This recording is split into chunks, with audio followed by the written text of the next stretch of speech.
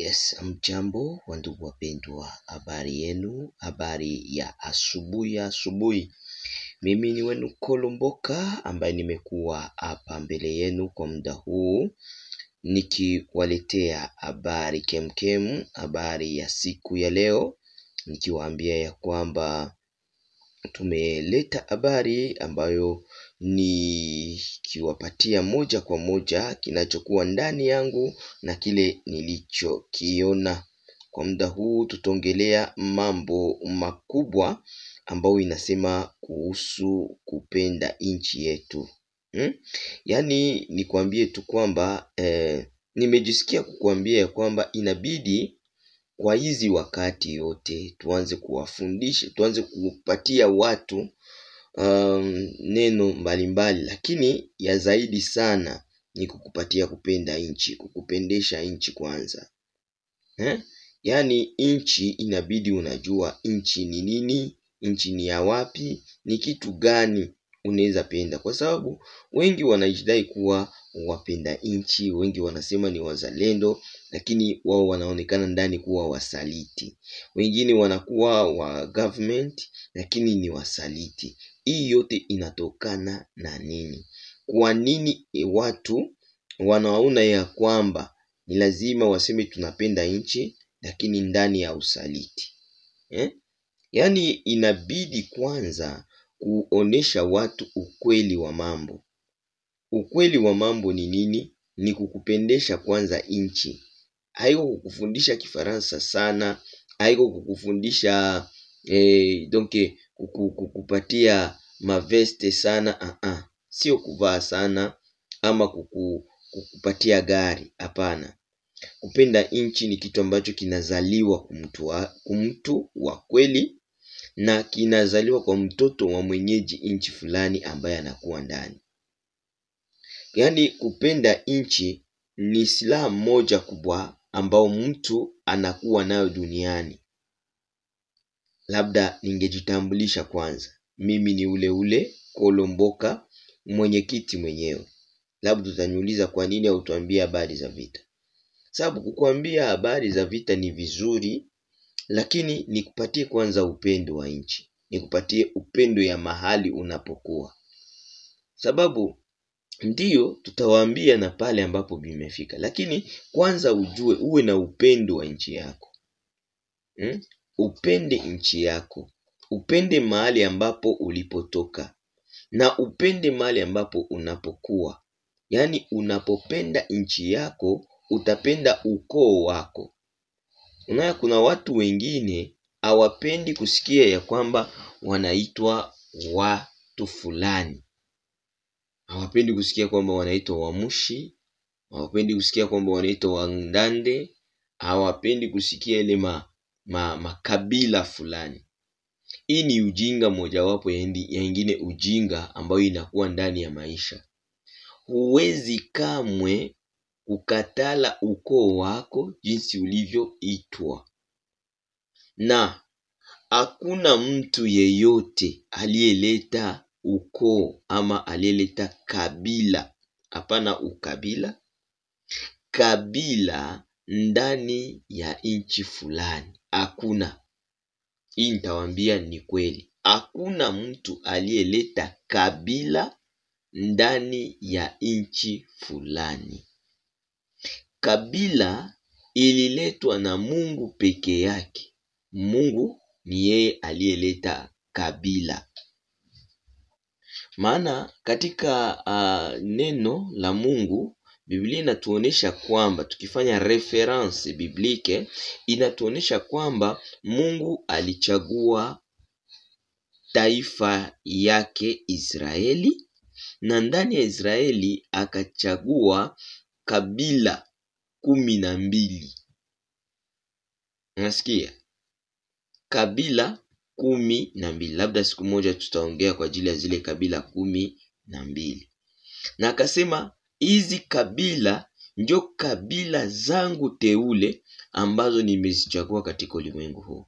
Okay, unaona kama Mungu ndio mwenye alianza hali ya ukabila. Pili, Mungu akaambia Musa nimesikia sauti ya watoto wangu, nimesikia kilio cha taifa yangu. Unaona kama pale Mungu tayari alileta kitu wanaita taifa, sababu kuna tofauti ya kabila na taifa.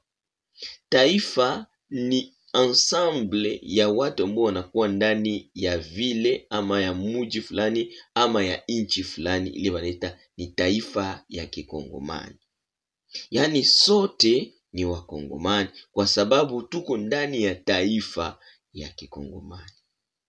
Ila sote tuna kabila zetu kama vile Washi, Wavira, Wandande, Waunde, Warega, Wakusu, Wanyanga, Waluba, Wakasai na wengineo wengi sana. Ni makabila mengi sana. Yaani mumeyasikia kama Mungu yeye mwenyewe njo alileta kabila ndani ya nchi ama miji ama mahali fulani, na akasema mukabila ya Israeli kutakuwa kabila langu teule. Hawa ni kabila la Benjamin, kabila la Manase na kabila mbalimbali ambazo zimekuwa na kila kitu. Kila kabila Mungu alipatia tabia yake na jinsia yake ya kukua. Labda siku moja tutataja kila kabila na tabia yake, ili kwamba tupate kuelewa. Watu wasitudanganye, wasitupatie mafausse histoire. Donc baanze kutuambia mulitokaka hapa, mukaenda hivi, mkakuya hivi, vous êtes des sortissants bafasi fulani. Hapana, ile ni uongo mtupu. Iko création, ile iko création ya histoire. Wakati yenye batu bananza kreye sasa kutafuta faida zabo za tumbo, ndio bananza kreye kwenye mulitokaka. Ndio bananza kreye sasa aseme haba walitokaka hapa, haba nabo walitokaka hapa. Kwenye ulitoka kuna kufananaka. Upende usipende, kwenye ulitoka kuna kufananaka. Acha nikuulize hivi, we unazani kwamba noir américain sortissant wa Kinshasa ama Congo, unazania kama anajisahabu? Ama unazania kama bana msahau?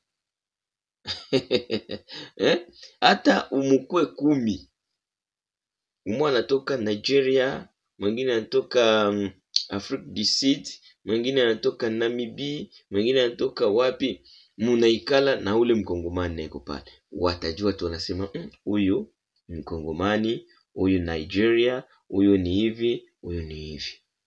Juu ya nini? Ni vile Mungu alivyoumba ulimwengu.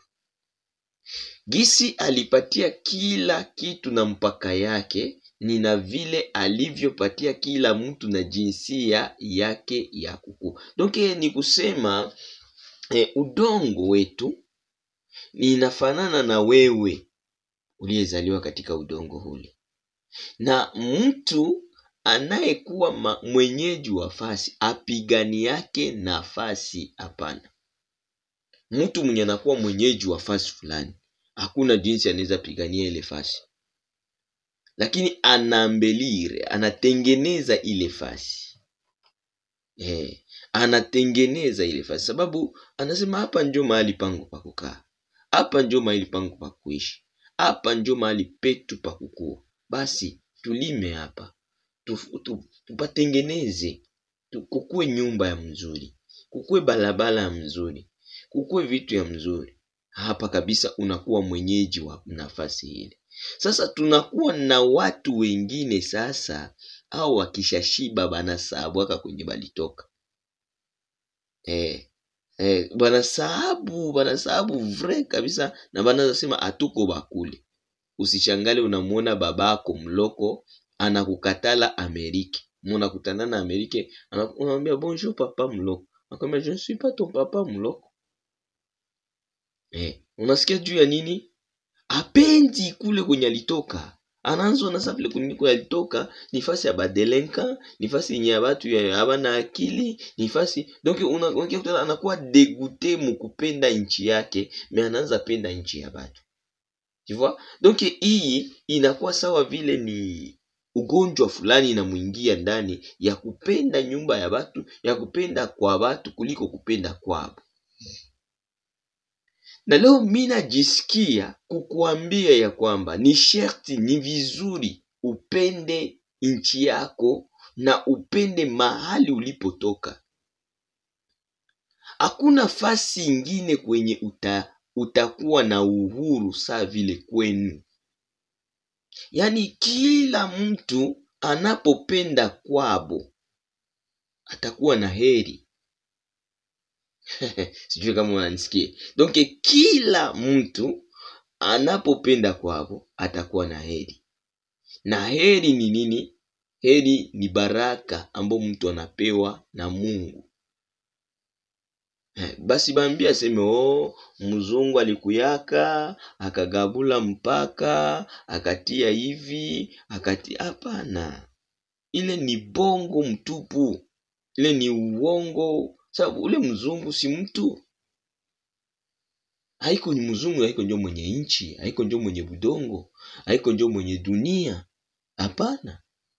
Hata ndani ya maji kuna mipaka ya maji fulani. Kuna samaki zingine gofasi kwenye haziwezi fika. Na kuna samaki zingine zinatembea mahali pengine. Yani hata juu mbinguni kuna mipaka. Hata angani. Ukienda muanga hapa wakati wale watu wanaenda ndani ya avion, kuna mpaka kule yulu. Kuna mahali ambapo avion hazi kanyaga. Ya ikikanyaga kule inapotea. Donc inatambuka mpaka wake ya kupita. Hata kwenye udongo kuna mipaka. Hata udongo ina mipaka yake. Kuna udongo nyeusi na kuna udongo nyekundu na kuna udongo nyeupe. Alafu ile yote inafanya mipaka ya nafasi.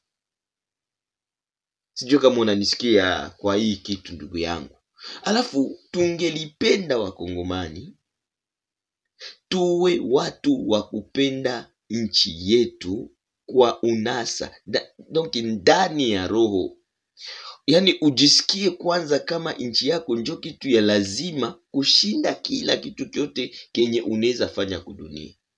Na hapa itakupatia wewe kujua kitu gani unaweza ukafanyia nchi yako. Hauwezi ukasaliti nchi yako, hauwezi ukaitoboe, hauwezi ukaiibe. Mtu mwenye naiba ni mtu wa nje ndio anaibaka.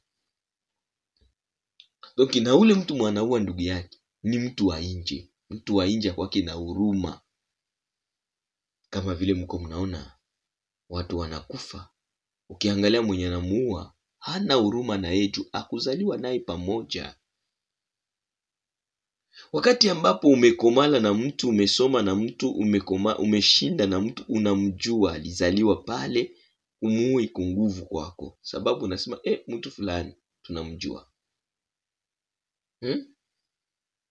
Unapojulikana nafasi fulani unakuwa na 50%, yani 50% ya kuishi vizuri. Sababu umekuwa mwenyeji. Yani wanasema mtu tunamjua hapa miaka, tunamjua hapa siku, tunamjua hapa yani wanakutoea ushuhuda.